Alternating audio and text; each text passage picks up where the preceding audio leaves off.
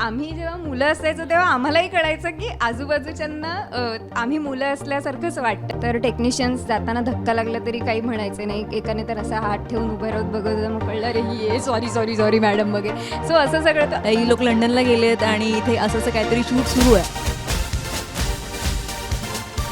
वडापाव खात असे निवांत बसले होते लॉनवरती. आम्ही बसून लोकल तर सजेस्ट करत होते की माधुरी ही स्टेप. मिसळ मराठमोळ्या खाद्यसंस्कृतीतला सगळ्यात आवडीचा, चमचमीत आणि तर्री असलेला असा पदार्थ जो संपूर्ण महाराष्ट्राला खूप आवडतो. याच डिशप्रमाणे आवडीचा होणारा चित्रपट आता लंडन मिसळ प्रेक्षकांच्या भेटीला येतोय. याच सिनेमाची संपूर्ण टीम आपल्यासोबत गप्पा मारायला आलेली आहे. आपण अनेक प्रश्नांची उत्तरं त्यांच्याकडून जाणून घेऊयात. सिनेमाचे दिग्दर्शक सध्या आपल्यासोबत आहेत. माझा पहिला प्रश्न त्यांना असा असणार आहे की ही जी कन्सेप्ट आहे रवींद्रनाथ टागोर यांच्या एका नाटकावरून तुम्हाला सुचली, पण माझा प्रश्न असा आहे की तुम्ही हेच का निवडलं, म्हणजे यामागे नेमकं कारण काय? ॲक्च्युली मी निवडलं नाही. निर्माते सिनेमासाठी काही स्क्रिप्ट शोधत होते, तेव्हा त्यांनी मला हे नाटक वाचायला दिलं होतं. याच्यावर सिनेमा होऊ शकतो का असं विचारलं त्यांनी मला. मी जेव्हा नाटक वाचलं तेव्हा मला नाटकाची गोष्ट अर्थातच खूप छान आहे, पण त्या नाटकामधला एक एलिमेंट जो होता, जो मला सगळ्यात जास्त आवडला, तो होता की एक मुलगी काही कारणामुळे, काही गरजेपोटी मुलगा होते आणि एका मुलांच्या हॉस्टेलमध्ये जाऊन काम करते. सो हा जो एलिमेंट हा मला फार अट्रॅक्ट ह्या एलिमेंटने केलं. आणि दुसऱ्या बाजूला आम्ही एक 2 बहिणीची गोष्ट लिहित होतो, मी आणि माझा को रायटर लंडनमधल्या, की त्या बहिणी आहे, त्यांचं काही स्वप्न आहे. आणि आम्हाला असं वाटलं की हे खूप चॅलेंजिंग आहे, एखाद्या मुलीने एखाद्या मुलाप्रमाणे वागणं. बेसिकली आपल्या इथे मराठी सिनेमामध्ये मुलीचा मुलगा होणं हे फार कॅज्युअली घेतलं जातं, खूप टाईमपास म्हणून झालेलं आहे याच्या आधी. म्हणजे कुठली तरी मुलगी मुलगा होते एखाद्या सीनसाठी 2 मिनिटाच्या आणि टाईमपास करून निघून जाते, असे कॉमेडी सीन्स आपल्याकडे खूप झालेत. पण एखाद्या सिनेमामध्ये एखाद्या कॅरेक्टरने, एखाद्या मुलीच्या कॅरेक्टरने मुलगा होणं आणि जवळजवळ 75% 80% सिनेमामध्ये मुलगा बनून वावरणं, त्या कॅरेक्टरने मुलगा बनून स्वतःचं स्वप्न पूर्ण करणं, त्याच्यासाठी धडपडणं, ही गोष्ट आतापर्यंत कधी झाली नव्हती. तर त्याच्यामागे मला एक खूप मोठं चॅलेंज दिसलं आणि म्हणून मग आम्ही म्हटलं की आपण हे निवडूया, कारण हे खूप चॅलेंजिंग आहे आणि तितकंच ते इंटरेस्टिंग पण आहे. सो लोकांना ते बघायलाही आवडेल आणि आपल्याला बनवायलाही आवडेल. ट्रेलरमध्ये असं दिसतंय की तुम्ही दोघी जणी, जसं आता सरांनी सांगितलं की तुम्ही काही काळाकरता एका मुलाची भूमिका करताय. हे किती चॅलेंजिंग होतं? काय तुम्हाला चेंजेस बोलण्यात, वागण्यात आणि एकंदरीत पेहरावात हा सगळा प्रवास कसा होता? खूप चॅलेंजिंग होता आणि प्रोसेस आम्हाला खूप इन्स्पायर करणारी आणि मजेशीर होती.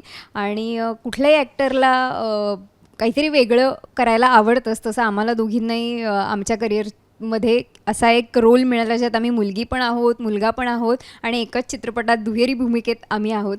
सो खूप मजा आली थ्रूआउट प्रोसेस. जसं तू म्हणालीस की आवाज, बॉडी लँग्वेज आणि ह्या सगळ्या गोष्टींवर तर बाह्य अंगाने तर काम करायचं होतंच. तर सरांबरोबर आम्ही वर्कशॉप्स केले, दोघींनी एकमेकांमध्ये डिस्कशन्स करून की असं ट्राय करू का, तसं ट्राय करू का. मग आम्ही सरांना विचारायचो, मग सर त्याच्यात नको, हे छान वाटतं, हे ठेवा, हे डिलीट करा. सो असं खूप ट्रायल अँड एरर सुरू करत असताना ते सगळं घडत गेलं बाह्य अंग. दुसरं आम्हाला शोधायचं होतं ते आदित्य, माझ्या कॅरेक्टरचं नाव, आणि रवींद्र. सो त्या आदित्य आणि रवींद्रचे सोल आम्हाला शोधायचे होते की मुलगा म्हणून ते कसं फील करतील. आणि कुठेही आम्हाला कॅरिकेचरिश करायचं नव्हतं. मुलीच मुलगा म्हणून वावरते, आम्ही काही खरं मुलं नाही आहोत, पण तेही एक डोक्यात ठेवायचं होतं आणि त्यात ते तितकं सहज आणि खरंही वाटलं पाहिजे. सो ती जी थिन लाईन आहे ती जपायची होती. आणि ह्या जॉनरात मी आधी कधी काम केलेलं नाही आहे. मी आधी खूप सिरियस आणि संवेदनशील आणि अशा इन्स्पायरिंग भूमिका केल्या, त्यामुळे माझ्यासाठी खूप नवीन होतं. त्यामुळे सरांचा आणि को ॲक्टर्सचा खूप फायदा झाला आणि मदत झाली की मलाही ॲक्टर म्हणून ग्रो होता आलं. एकतर ही गोष्ट खूप सुंदर आहे. म्हणजे मुलं होत आहेत हे काही उगाच नाही होत आहेत, त्याच्यामागे खूप सुंदर कारण आहे. त्याचा क्लायमॅक्स खूप इंटरेस्टिंग आहे आणि प्रेक्षकांना अगदी धरून ठेवणारी गोष्ट आहे.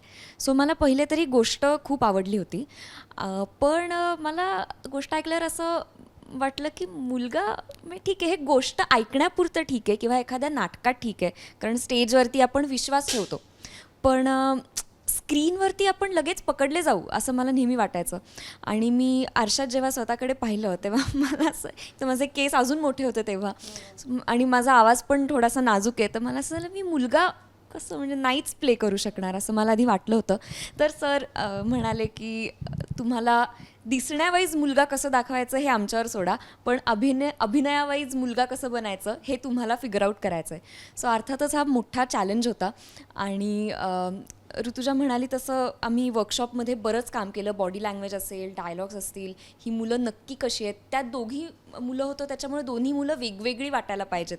सो यावर सुद्धा आम्ही बराच विचार केला. पण माझ्यासाठी पर्सनली सगळ्यात अवघड होतं आवाज क्रॅक करणं. कारण मला असं इमॅजिनच होत नव्हतं की मी मुलाच्या आवाजात बोलते. सो ते कन्व्हिक्शनने करणं खरंच अवघड होतं. पण मला वाटतं खूप मजा आली त्या प्रोसेसमध्ये ते सगळं फिगर आउट करण्यासाठी. त्याच्यानंतर जे आपले डोळे असतात, मला वाटतं की कुठल्याही इमोशनल सीन्समध्ये पटकन मुलीसारखंच रिॲक्ट केलं जातं डोळ्यांमधून पण. सो मग मी आरशासमोर उभं राहून नेहमी त्याची प्रॅक्टिस करायचं की ठीक आहे आपले डोळे असे नाही झाले पाहिजेत. सो एक वेगळी भूमिका करायला मिळाली आणि खऱ्या अर्थाने चॅलेंजिंग होती. नक्कीच मला तुला असा प्रश्न विचारायचा आहे की तसं तर समथिंग आता हे आउट ऑफ बॉक्स आहे. मराठी मालिकांमध्ये संपूर्ण महाराष्ट्र तुम्हाला बघत आला आतापर्यंत, आणि आता या सिनेमामध्ये तुम्हाला प्रेक्षकांना सवय आहे की आम्ही मालिकांमध्ये असं असं कॅरेक्टर पाहतोय माधुरीचं, आणि आता अचानक माधुरी लंडनला असलेल्या शूट होणाऱ्या एखाद्या सिनेमामध्ये दिसते. म्हणजे प्रेक्षकांना त्या अनुभवाबद्दल काय सांगशील? प्रेक्षकांचा अनुभव की माझा अनुभव? मी तेच म्हटलं, प्रेक्षकांचा अनुभव हा आमचं शूट सुरू झाल्यापासून ते घेतायच. म्हणजे आम्ही जेव्हा लंडनला शूट करायला गेलो तेव्हाच लोकांना कळत होतं, आमच्या अपडेट्स कळत होत्या सोशल मीडियावरून की अरे हां ही लोक लंडनला गेलेत आणि इथे असं असं काहीतरी शूट सुरू आहे. पण त्यांना माहीत नव्हतं की नक्की काय शूट, कुठली फिल्म आहे. आत्ता लोकांना हे कन्फर्म झालं, लंडन मिसळ नावाचा चित्रपट आत्ता छान सगळ्यांच्या भेटीला येतो. सो माझा एक्सपिरियन्स हा ऑब्व्हियसली जेव्हा आपण टी व्ही सिरियल्समध्ये काम करतो आणि रुपेरी पडद्यावरती जेव्हा काम करतो, दोन्हींचा अनुभव हा फार वेगळा आहे. इकडे कुठलीही भूमिका करताना मोठ्या पडद्यावरती एक आउट ऑफ बॉक्स एक तर चॉईस करावी लागते तुम्हाला. त्यात व्यक्तिरेखा तुम्हाला कुठली मिळते आहे आणि ती तुम्ही कशी, कारण जसं इतक्या सगळ्या प्रेक्षकांना एकदम पोचवायची असते एका 3 तासाच्या चित्रपटामध्ये, त्या कथानकामध्ये. सो ही कथा एकतर खूप इंटरेस्टिंग, म्हणजे जसं तू म्हणालीस की आपल्या ट्रेलरमध्येच कळतं की 2 मुलींचं स्वप्न आहे आपल्या बाबांचं लंडन हाऊस परत एकदा सुरू करायचं, तेही परदेशात. तर ह्या स्वप्नामध्ये एक विरजण टाकायचं काम कोण करतं? तर ती मला असं वाटतं की हे कॅरेक्टर ते काम करतं. म्हणजे माझी भूमिका ही तशीच आहे. पण त्याचबरोबर या भूमिकेला खूप वेगवेगळ्या छटा दिलेल्या आहेत आणि वेगवेगळ्या इमोशन्समध्ये हे कॅरेक्टर पळत असतं नेहमी. आणि त्याचा श्वास म्हणता येईल ह्या कॅरेक्टरचा की एकाच इमोशनमध्ये, एकाच रंगामध्ये नाही आहे, वेगवेगळ्या रंगांमध्ये आहे. आणि यालाच मला असं वाटतं डेडिकेट करताना ह्या फिल्ममध्ये एक छानसं रंगांचं उधळताना एक गाणं कालच आमचं झालं आहे. त्याच्यामध्ये भांडाफोड नावाचं गाणं आहे, राधा कुडेंनी गायलेलं आहे. ते वृषाली म्हणून आहे, त्यांनी कोरिओग्राफ केलेलं आणि आमची सगळीच कास्ट त्याच्यामध्ये आहे. इवन भरत सर सुद्धा इतक्या वर्षानंतर कुठेतरी डान्स करताना, नाचताना दिसत आहेत आमच्याबरोबर. सो हा ओव्हरऑल एक्सपिरियन्स हा फार धम्माल आणि झणझणीत होता. नक्कीच. एकत्र काम करताना असे काही किस्से तुम्हाला सांगावेसे वाटतील का की ते प्रेक्षकांनी ऐकायलाच हवे? असे म्हणायला जावं तर अनेक किस्से आहेत. प्रेक्षकांना कुठले सांगावेत म्हणजे आता यातला कुठला तरी सांग. गंमत म्हणून असे आमचे अनेक किस्से असायचे की आम्ही एकतर आम्ही किस्से करायला फार वेळ नसायचा तिकडे, कारण आम्हाला बरंच काम फार कमी वेळात संपवायचं असायचं, असा टास्क असायचा तिकडे. आणि त्यामुळे सगळे खरं तर शहाणे होऊन काम करायचे सगळेच. आणि त्या व्यतिरिक्त भरत जाधव हे पण आमच्याबरोबर असल्यामुळे आम्हाला त्यांच्याकडून सुद्धा शिकायला मिळालं खरं तर की किती साधेपणाने आणि किती शांतपणे आपण एरवी बसून आणि कामाच्या वेळी आपण ॲक्टिव्ह असणं हे पण किती आहे, किती पेशंटली माणसांनी काम केलं पाहिजे वगैरे वगैरे, अशा अनेक गोष्टी आहेत ज्या एकमेकांकडून शिकायला मिळाल्या. आणि मगाशी सुद्धा सर एका ठिकाणी इंटरव्ह्यूमध्ये म्हणाले की हिचा डान्स असताना लोक हे आणि आमचे जे सिनेमॅटोग्राफर आहेत उदय मोहिते म्हणून, तर ते किती ग्लूड असायचे कॅमेराला आणि ते किती मग्न व्हायचे. तर त्याप्रमाणे आमचे तिचा परफॉर्मन्स चालू असताना तर तेव्हा आमचं एका पॉईंटला असंही होतं की हिचं फक्त गाण्याचं सुरू होतं आणि त्यामध्ये काही परदेशातले काही जे ॲक्टर्स म्हणून निवडले होते तर ते लोक होते आणि आम्ही तिकडे ऑडियन्स म्हणून बसलो होतो. तर आम्ही आमच्याबरोबर अनेक क्रू मेंबर्स वडापाव खात असे निवांत बसले होते लॉनवरती. आम्ही बसून लोकला तर सजेस्ट करत होते की माधुरी ही स्टेप वगैरे. निखिल चव्हाण आणि गौरव आणि आम्ही सगळे इन्क्लुडिंग भरत सर खुर्च्या टाकून काही लोक बसले होते. तेव्हा सचिन पिळगावकर सुद्धा आले होते. त्यांनाही काही काळ याचं श्रोता व्हायला मिळालं या गाण्याचं. ओके, अजून एक किस्सा सांगायला आवडेल की जसं आत्ता हिने सांगितलं की सचिन पिळगावकर सर एकदा आमच्या सेटवरती आले होते. ती आमच्यासाठी खूप मोठी गोष्ट होती कारण आपण सगळेच बनवाबनवीचे एकतर खूप मोठे फॅन आहोत आणि त्याचबरोबर बनवाबनवीशी रिलेटेड एक छोटीशी गंमत लंडन मिसळमध्ये सुद्धा पाहायला मिळणार आहे. सो त्यासाठी येस 8 डिसेंबरला नक्की थिएटर्समध्ये जा. आणि किस्सा सांगायचा तर आम्ही मुलं म्हणून जेव्हा वावरत होतो तेव्हा आमचे जे टेक्निशियन्स असो किंवा बाकी क्रू मेंबर्स असो ते त्यांना पटकन कळायचं नाही कारण मुलगी असताना एक 4 हात अंतराने आपण वावरतो किंवा ते डोक्यात ठेवून वावरतो. तर टेक्निशियन्स जाताना धक्का लागला तरी काही म्हणायचे नाही. एकाने तर असा हात ठेवून उभं राहत बघत होता. मग कळलं रे ही सॉरी मॅडम वगैरे. सो असं सगळं. तर आम्ही जेव्हा मुलं असायचो तेव्हा आम्हालाही कळायचं की आजूबाजूच्यांना आम्ही मुलं असल्यासारखंच वाटतंय. सो तिथेच ती कामाची पावती मिळत होती आणि आम्हाला आणखीन कॉन्फिडंट वाटत होतं की आपण जे करतोय ते आपण करेक्ट ट्रॅकवर चाललो.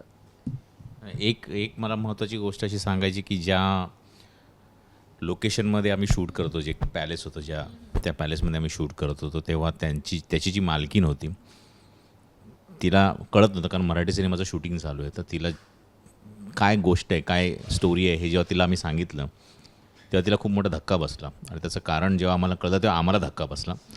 तो हा होता की तिने असं सांगितलं की त्या पॅलेसची हिस्ट्री जी आहे त्या हिस्ट्रीमध्ये काही 1 वर्षांपूर्वी, मला वाटतं काही 100 वर्षांपूर्वी, 1800च्या काळात का 1900च्या काळात तिथे राहणारी जी व्यक्ती होती ती पण एक स्त्रीच होती आणि ती स्त्री त्या पॅलेसमधून एक खाली अंडरग्राऊंड एक बोगद्यासारखा रोड आहे, तो लांब जाऊन एका हायवेला ओपन व्हायचा किंवा तिथे जोडला जायचा. तिकडे ती स्त्री पुरुषाचं रूप घेऊन त्या हायवेवर जायची, तिकडे येणाऱ्या गाड्यांना थांबवायची, त्यांना बंदूक दाखवायची, त्यांचे पैसे लुटायची आणि ती पुन्हा येऊन या पॅलेसमध्ये राहायची. आणि याच्यामुळे काय झालं की इकडे ती बाई म्हणून वावरायची, तिकडे ती पुरुष म्हणून लोकांना लुटायची. ज्याच्यामुळे झालं असं की पोलिसांना कधीच कळलं नाही की तो पुरुष कोण आहे. आणि ते पोलीस इथेही येऊन जायचे पॅलेसमध्ये, या बाईंनाही विचारायचे की तुम्ही असल्या कुठल्या पुरुषाला पाहिले का. आणि हे ऐकल्यानंतर आम्हाला इतका धक्का बसला की हा कसा काय कोइन्सिडन्स असू शकतो एवढा की अशाच ठिकाणी आपण अशा एका गोष्टीचे शूटिंग करतो की जिकडे मुलं बनत आहेत. सो हा खूप स्केरी होता ॲक्च्युली आम्हाला. नंतर कुठे दिस सुरुवातीला गमतीशीर वाटतोय पण नंतर भीतीदायक पण होतोय. माझा पुढचा प्रश्न तुम्हालाच आहे की सध्या अनेक सिनेमा रिलीज होतात, सिनेमागृहात रिलीज होतात आणि काही कारणास्तव त्यांना परत OTTवर आणावे लागतात. तर हा जो सिनेमा आहे हा OTTवर आणावा किंवा नाही, किंवा प्रेक्षकांनी सिनेमागृहातच बघावा, यासाठी तुम्ही काय मेसेज द्याल? 2-3 गोष्टी आहेत. सगळ्यात पहिलं तर सिनेमा ही एकत्र एन्जॉय करण्याची कला आहे. म्हणजे जसं नाटकाचं आहे तसं सिनेमाचं आहे. तुम्हाला जर का एखादा चांगला सिनेमा एन्जॉय करायचा असेल ना तर तो तुम्ही थिएटरमध्ये जाऊन 4 लोकांबरोबर जेव्हा तुम्ही बसून एन्जॉय करता तेव्हा तुम्हाला त्या सिनेमाचा खरा एक्सपिरियन्स मिळतो, खरा अनुभव मिळतो. आणि आमच्या सिनेमाची गोष्ट, त्याच्यामधले सीन्स म्हणा, त्याचं स्टोरी टेलिंग म्हणा किंवा जे टेकिंग आम्ही ज्या पद्धतीने केले ते ह्या पद्धतीने केलं की तो सिनेमागृहात बघितल्याचाच त्याचा जास्त आनंद होईल. म्हणजे आमचे जे सिनेमॅटोग्राफर आहेत ते बेसिकली काश्मीर फाईल्सचे सिनेमॅटोग्राफर आहेत, ज्यांनी काश्मीर फाईलसारखा गंभीर आणि डार्क सिनेमा केला आहे. आणि असं असतानाही त्यांनी ह्या आमच्या सिनेमावर, जे की कम्प्लिटली कमर्शियल सिनेमा असून पण खूप मेहनत घेतली. म्हणजे जर दोन्ही सिनेमे एखाद्याला दाखवले तर तुम्हाला खरं नाही वाटणार की ह्या माणसाने काश्मीर फाईल केल्या किंवा काश्मीर फाईल सिनेमा केलेल्या सिनेमॅटोग्राफरने हा सिनेमा केला आहे. सो त्याच्यावर आम्ही खूप काम केलं आहे, ज्याच्यामुळे तो थिएटरमध्ये पाहिल्यावरच लोकांना जास्त याची मजा घेता येईल. तो OTTवर येईल, तो TVवर येईलच, पण माझं असं म्हणणं आहे की सिनेमा बनवला आहे तो थिएटरमध्ये बघण्यासाठी आम्ही. सो थिएटरमध्ये येऊन बघण्याची त्याची वेगळी मजा आहे. आणि अर्थातच आम्ही जसं म्हणतो की हा एंटरटेनिंग सिनेमा असल्यामुळे विथ फॅमिली, विथ फ्रेंड्स जेव्हा तुम्ही बघाल तेव्हा अजून तुम्हाला धमाल येईल त्याची. एकंदरीतच ही फिल्म खूप धमाकेदार असणार आहे आणि मी प्रेक्षकांना पण हेच सांगेल की मराठी सिनेमा चित्रपटगृहात बघणं सध्या गरजेचं आहे नक्कीच. टीमने सुद्धा आपल्याला खूप छान मेसेज कन्वे केलेला आहे. एका झणझणीत मिसळीप्रमाणेच हा सिनेमासुद्धा खूप धमाकेदार होणार आहे. पाहायला विसरू नका 8 डिसेंबरला लंडन मिसळ. कॅमेरामन अजयसह मी श्यामल भंडारे, ABP माझा, मुंबई.